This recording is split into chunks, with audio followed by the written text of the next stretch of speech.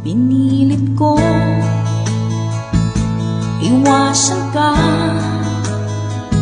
dahil ako'y nakatali na sa isang dilag na labis. Minahal ko ng tapat at hindi magbabago kailan pa man. Ngunit habang tumatagal, sa akin lalo kang napamahal. Ang puso ko nalilito dahil sa naramdaman.